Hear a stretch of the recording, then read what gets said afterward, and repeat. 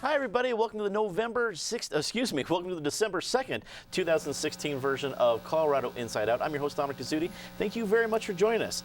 Let's get a quick take on the death of Cuban leader Fidel Castro last Friday. Met with mixed emotions. Castro's passing is significant both culturally and politically. Penny Calhoun from Westward, this made big news even though he's not leading Cuba anymore. This was still big throughout the United States, obviously bigger in probably states like Florida than was Colorado, but general reactions that you saw. Well, certainly the impact that he had on the Western Hemisphere and the world with the revolution in Cuba was undeniable. The visuals comparing Miami, for example, to Cuba, where there was open weeping, Miami, there's open celebrating. The other amazing thing was the timing, that he passed away just before the first commercial airlines came into Cuba from the U.S. on December 1st. Wow. David Kopel from the Independence Institute and DU Law School. I guess for folks who are talking about Fidel's legacy, sometimes we're making a change, or not a distinction between him and Raul Castro. Is Raul Castro's current leadership of Cuba just an extension of what we saw from Fidel? Yes, and after Obama's appeasement, Raul has intensified the crackdown on dissidents. For example, arresting more of the ladies in white, the women who were protesting the tyranny there. Of course, you could go to North Korea and find people crying there too when the tyrant passes away.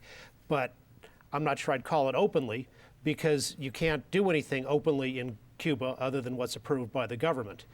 He came in 1959 promising free and open elections in 18 months, one of his many lies. He and his brother continue to run the nation as a gigantic slave plantation. Calorie consumption per capita has dropped since they came in. The healthcare system is a disaster, despite the propaganda that is believed by people whom Lenin called useful idiots. You can only get antibiotics there on the black market. And when El Fidel got sick in 2006, he called for a Spanish doctor. His legacy is the tyrannical, murderous regimes currently in Nicaragua and Venezuela. I'm going to chalk you up as not a fan. So, John Bowman from 5 Points News. It comes at a unique time for American history. As David referenced, we have different relations, courtesy of President Obama, but we may have even more different relations under a President Trump. What are your thoughts in this current era of American relations with Cuba? Well, you know, I would say first off, Castro was a true revolutionary in every sense of the word. He kicked out the Sam Giancana out of Chicago. He kicked them out, and that was where everybody went to gamble. Havana, Ricky Ricardo, the whole bit. Now, when he came in, the white Cubans were, got out. The black and the brown Cubans stayed there, as David referenced the big plantation in the sky. The bottom line is, Castro ended up sending the prisoners and the mentally challenged to America. And then everybody else was left to get in a bathtub or whatever they wanted to float across the deal in. But the bottom line is, for me, I guess, in one sense, the Muriel boat lift, which came up in '61 with the Peter Pan boat lift, they got a lot of children out.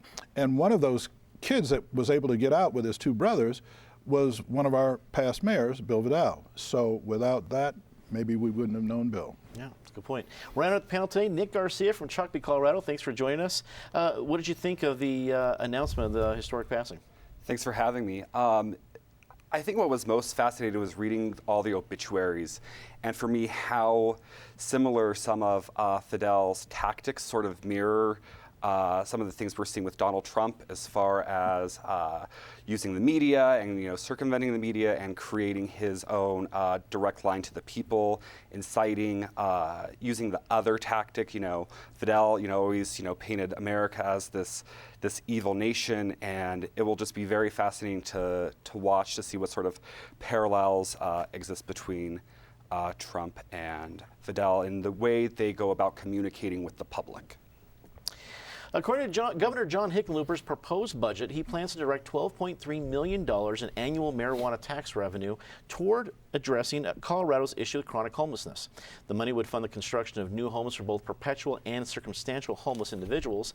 Additionally, a total of $6 million would be applied to housing for people with low income or mental health needs.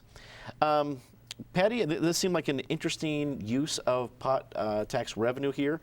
I didn't know we had that much freedom with it, but I guess if the governor's going to put it in his budget, we do. What do you think? Well, we do, and it's interesting because people were talking about what would happen when John Hickenlooper went to Washington, and then they're talking about if he's not going to Washington, what will he do? And what's interesting about this is we're seeing one of his very early emphasis when he was mayor, Denver's Road Home. He's now taking to the Capitol, and he's trying to finish up a project he started. There's no question the chronically homeless issue is the toughest one. That's not necessarily everyone you pass as you're coming here to the studio. It's the people who are the toughest to get to find help, the people who have mental challenges, they have physical challenges. And getting them into housing has been shown over and over to save money ultimately and to really help on the streets. The homelessness problem in Colorado is huge, and this is a good start, and why not use the pot money? I mean, people have blamed pot for the increase in homelessness. If there's any, it's minuscule, I think. People were flocking to Colorado even before pot was legal. David, the breakdown we've seen so far breaks into a couple different areas, but if you're going to spend state funding on homelessness, is this broken up the right way? Well, I think that Natasha Gardner on last week from 5280 magazine provided some important perspective that homelessness is not one category. So circumstantial homelessness, she mentioned, for example, a 35-year-old single mom and who's had a string of bad luck and maybe some bad choices too, but give her a home to live in for 3 months to get back on her feet, then she could go back and become self-supporting and help take care of her kids. So that can be a constructive thing. The mental health thing of Independence Institute, we've long been saying is seriously underfunded and is one of the most important things we need to reprioritize. So that's good as well. But it's also true that I think when Governor Hickenlooper said he's doubling down on what he did before, well, what he did before, he was going to, over a decade ago, he was going to end homelessness in Colorado, in Denver, and that didn't work at all. It's not just something that the government can solve. Part of it is people's own choices, and all the government spending in the world is not going to convince some people to change the lifestyle choices they've made to be a wino, to be a drug addict, and choose to live on the streets. John, is substance abuse treatment getting a short shrift here? Well, I'm not sure, but there is that element in the homeless situation. There's also the mental, as Patty indicated. But by law, I think they're going to have to go and change the Constitution. They're going to have to change the amendments, because the amendment says the money is supposed to go to education. So I'm not sure if they can. I know everybody is, and the legislature is clamoring for this money, but I'm not sure they can do that without it being legislated.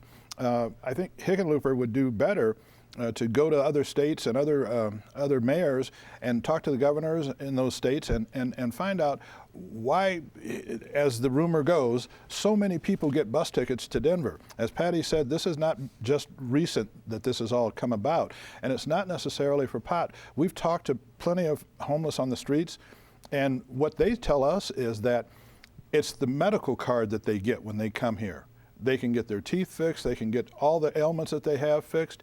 It's that rather than the drugs of any kind. And so maybe stopping the free tickets to Denver is a first step, and then figure out whether this homeless bureaucracy that would be built up. I mean, we have the Denver Housing Authority and they can't house these people, so how is the state going to be able to do it? Nick, do you think Governor Hickenlooper is going to run into a lot of opposition on Capitol Hill on this one?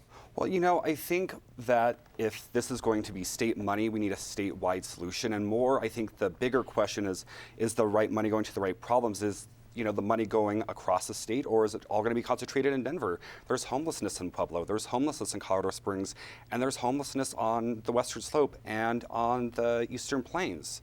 And so I think you're going to see a lot of Republican rural lawmakers, especially in the Senate, question, is this going to be a fair shake for the entire state, or is this just going to take care of a Denver problem?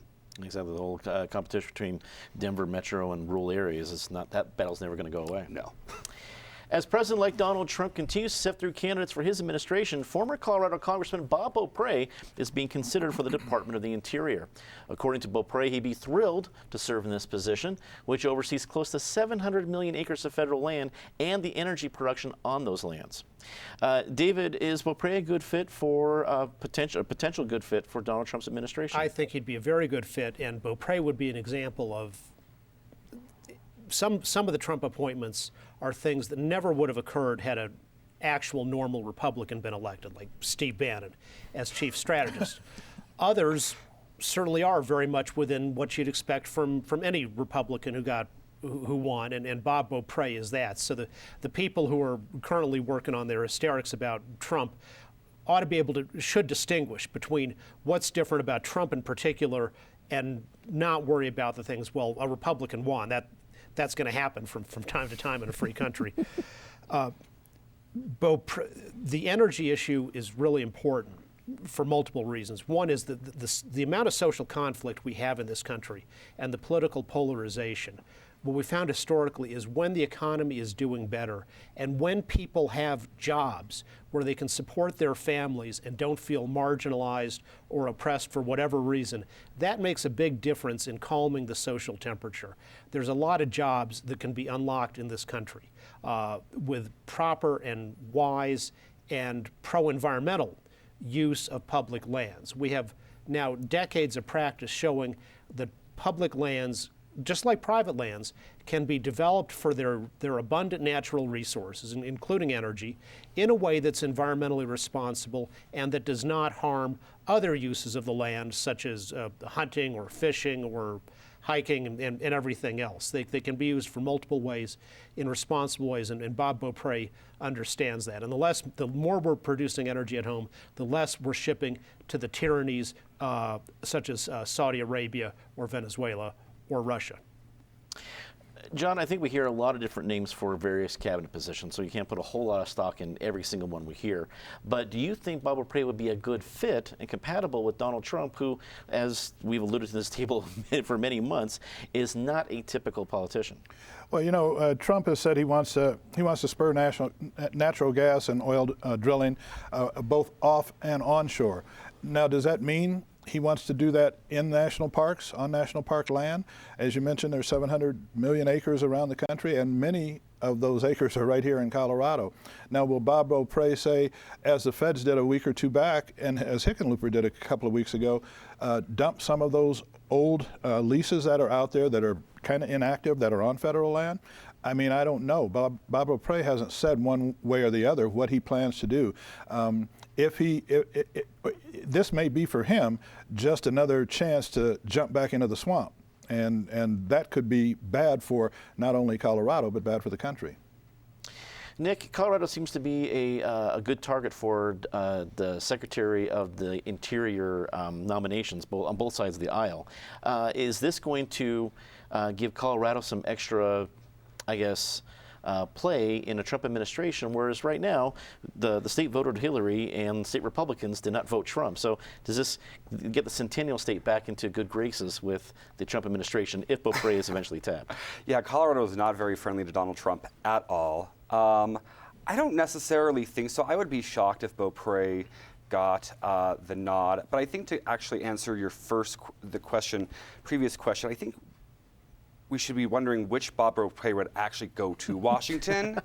You know, is it going to be the Tea Party Bob, or is it going to be the centrist, you know, who ran for governor? I think that's a more important question we should be asking and watching for the answer, if he does get the nod. Patty, does Beaupre get the nod? You know, I would hope he would, just because it is definitely the devil you know is better than the devil you don't. And in this case, Bob Beaupre really is a rancher. He grew up on a dairy. He knows the West. He knows the experience. We've had a lot of secretaries of the Interior come from Colorado. We had Ken Salazar, but you go back to James Watt during the Reagan years, and we had some wild action there. I just can't imagine that Bob Beaupre wouldn't be better than, say, Sarah Palin, whose name is also being floated. I think except for maybe some more active part of Trump's base, everyone would agree with that part. Morgan Carroll, recent congressional District 6 candidate and outgoing state senator, announced on Tuesday that she will run for chair of the Colorado Democratic Party. This news comes the same day as six-year party chair Rick Palacio announced that he will not pursue another term, shifting his support to Carroll. John, is Carroll a good person to lead the Colorado Democratic Party right now while she was significantly trounced? I'm going to go with your word there. It was not a close race in CD6. Is she a good fit for party chair? Well, timing is everything, and the party is king. So that's the bottom line with any political party. What I'm concerned about is, will they allow, as a result of the election, this past election, will they allow independents to vote for her relative to the Democratic chair in the state? I mean, that's a twisted kind of thought, but if they now have the right to go to the caucuses and act like they're in the party but not in the party, they could screw this up for Morgan Carroll. So I guess time will tell. Well, Nick, John brings up a good point about the newly passed law that talks about opening of the primary system. Now, I believe, and I could get this wrong, that the parties have a choice. They can either go an open primary for, this is not just presidential, but just for their own party, or they can close it all down and just have the convention. You can't do both, as what we've heard. Where do you think, if she is elected chair, that Morgan Carroll is going to sway as where she'd want input?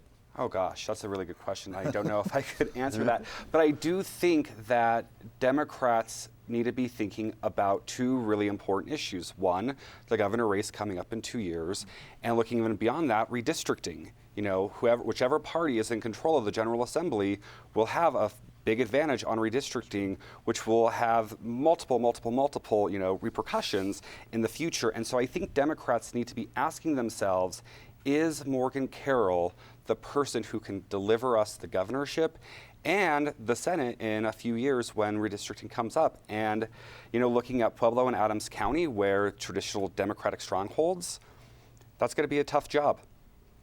Patty, we saw at the United States House the actual vote tally wasn't very close, but we actually saw Nancy Pelosi having to fight for re-election to lead her party there. And while that's distinctly part of a legislature, not a party, people are talking about having a new voice that's needed.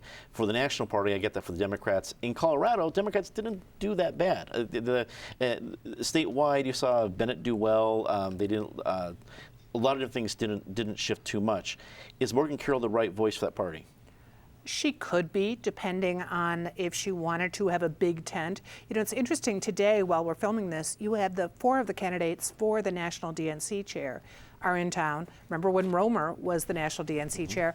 A lot of it maybe doesn't depend as much on the DNC, on the chair as we've thought it has. The other thing to consider is we're going to be seeing something going on with the state Republican Party.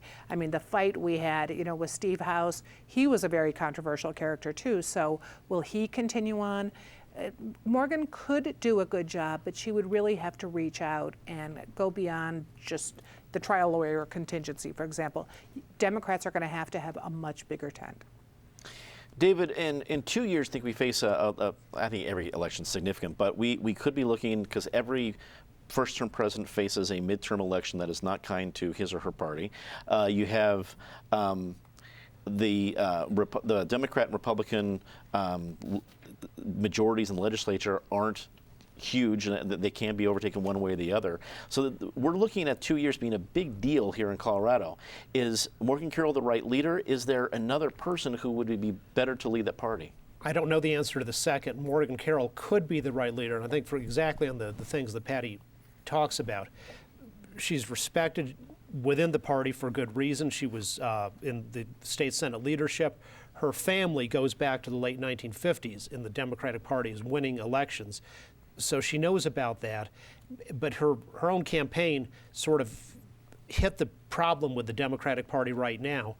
And part of the reason she lost is, are you going to try to run are Colorado Democrats just going to be a Denver Boulder outpost of the San Francisco Pelosi Democrats? and fight all those culture war issues and bring in a lot of money from the bi-coastal billionaire class like Tom Steyer and Michael Bloomberg? Or are you going to find a way to be a more inclusive party that can win outside of that area? You know, the fact that Pueblo, one of the most democratic places in the country for a long time, is now trending Republican, tells you the state Democratic Party is doing something very, very wrong. I think Morgan Carroll has the ability to see that and fix it. Whether she would choose to, you know, it's sort of, you want the voters or you want the money, and you may have to make a trade-off there. And if she could be a strong and great leader for the party, if she'll choose the voters over the billionaires. Let's get a quick take on this last topic. Racially motivated incidents occurring in Colorado is on the rise. Reports of spray-painted swastikas, racial slurs, and other hate speech on homes, cars, and schools throughout the state have surfaced. Meanwhile, the self-proclaimed alt-right movement is gaining media attention, but some are calling the moniker into question, saying neo-Nazi or white supremacist is more accurate. Nick, we'll do a quick take on this one. When you hear the term alt-right, do we in the media or everyone else need to take a stronger look at that term? Well, I think you saw some guidance from the AP to put alt-right in quotation marks, scare quotes, so I thought that was very fascinating. I mean, this is a term that they have embraced, this movement. This is a term that, you know, they like. Granted, I think that there is some nuance and there's some parsing with every group that I think the media is responsible to do. So I guess following that AP advice, really be specific when what you are talking about the alt-right. I can't think of anyone better to ask this question to as an award-winning news editor in Patty. Patty, what do you think about our use of the term?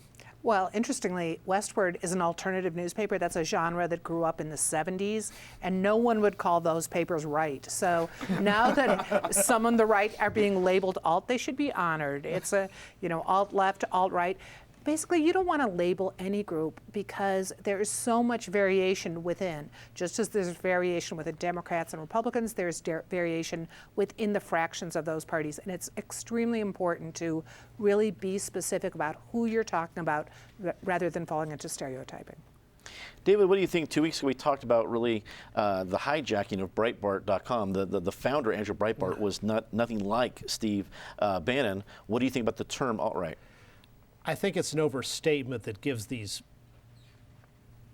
scum too much legitimacy to be taken seriously.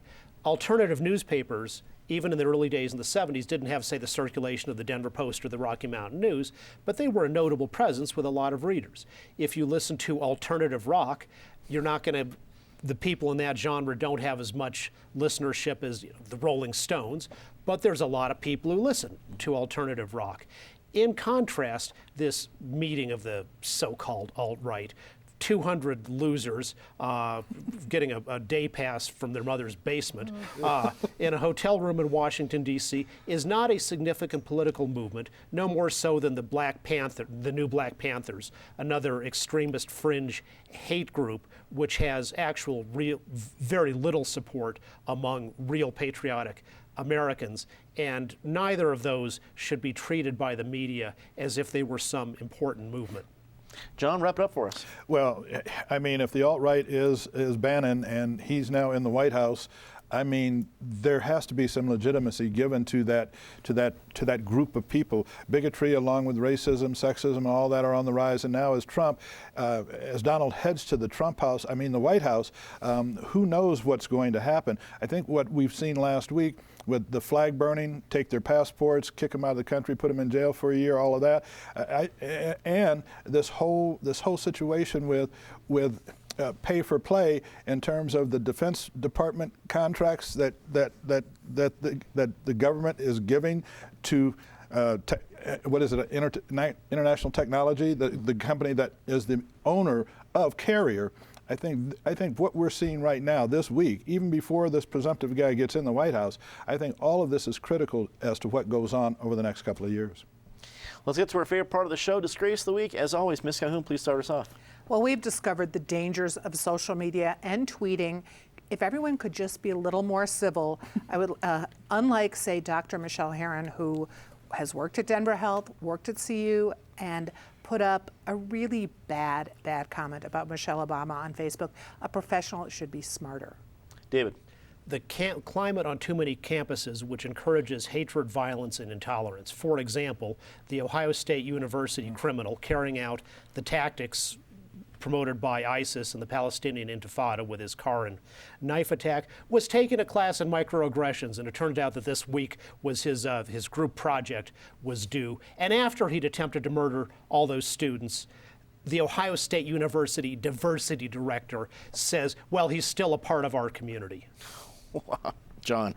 I'm going to say the gathering of the Long Blue Line for Trooper Cody Donahue, who was hit on the side of the highway last week. His funeral going on as we're taping right now, and it's just a sad situation that police officers continue to get killed while performing traffic stops or helping people out on the road. Mm-hmm. Nick. On that note, Colorado drivers ranked the 8th worst in the nation. Oh, come on. Insurance. Where's my horn? Quiz Wizard. Ranked it. And you're using sources, and that's a CIO no-no, but that's okay, Nick. Right. We'll I'm pretty sure overlook that it is this not a time. fake news source. Oh, yeah, maybe.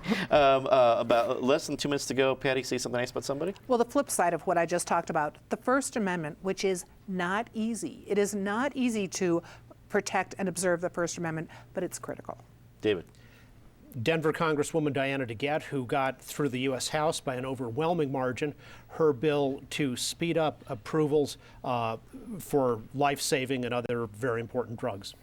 John. And to dovetail on what we just talked about in terms of worst drivers, 266 stops since the trooper was killed, 186 didn't move over, they were cited, and that means 4 points on their license, against their license. So bottom line is move over. Nick. I got to spend some really great quality time over at the Cole campus in Northeast Denver, an amazing school with a rich history, and spending time with students is always a reminder of why education is important. Yeah. That's all the time we had tonight. Thanks for tuning in. Be sure to check out the Colorado Inside Out podcast feed on iTunes and now on Google. And of course, you can check out all the topics on Facebook and Twitter. For everyone here at Colorado Public Television, I'm Dominic Dezzutti. Thanks for watching. Good night.